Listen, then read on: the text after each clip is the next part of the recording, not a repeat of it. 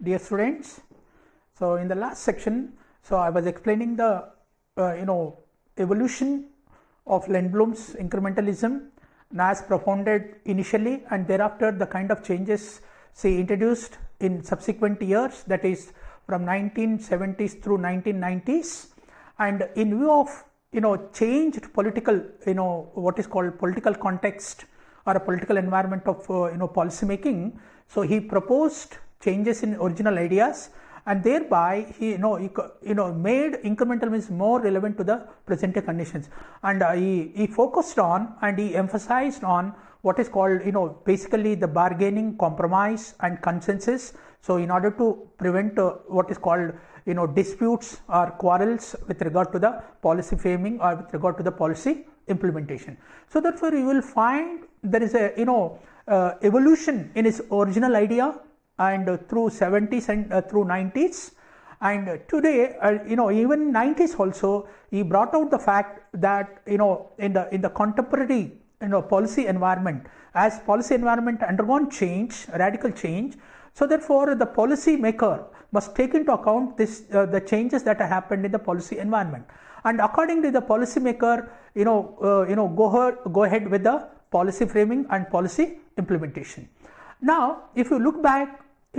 say that is right from the beginning, that is what is incrementalism, features of incrementalism, merits and demerits, and some of the examples which I explained, and thereafter the evolution in his original idea. So and the new points he brought out and new aspects he focused on. So in order to make incrementalism more relevant to the present day conditions and thereby make it as a most effective mode of policy making. Now you will find that Lindblom, by propounding this what is called incremental model, so he some sort of he created as some sort of what is called an alternative model of policy making, and because previously it was a rational model which attracted a lot of attention. Now here Lindblom proposed this incrementalism as an alternative to the rational model. Now even this rational model also in view of certain shortcomings, and he wanted to, so Lindblom, by formulating the incrementalism, he wanted to overcome the shortcomings of the rational model. So this incremental model, basically originally he described incremental as the most effective model of policy making, but because of the changing policy environment or the changing policy context, so he introduced certain modifications, certain changes in the incremental model. And now, so if you look back, what exactly the contribution of Lindblom as far as the policy science or policy analysis is concerned is, now you will find that basically, of course, everybody say no, he coined number of very interesting terms like muddling through, or like bringing focusing on the shortcomings of rational theory or rational model, but the most important thing one must remember is he brought out into light what is called the contemporary how decisions are made in the present social context. And see, most importantly, he rooted his theory, that is his model, what is called based on the what is called cognitive shortcomings, and most importantly, so how a policymaker is going to overcome this cognitive shortcomings. And this is the most important contribution, that is by what is called based on cognitive shortcomings, that is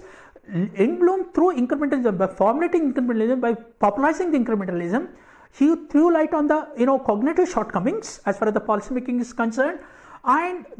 how a policymaker is going to overcome these cognitive shortcomings as far as the policy making is concerned. So this is the most important part of the contribution of Lindblom incrementalism. But at the same time, if you look at the policy environment today, especially developing countries like India, now you will find that for the last few years, so not only in developing countries like India, but also elsewhere in the Western countries also, a new type of political leadership emerged.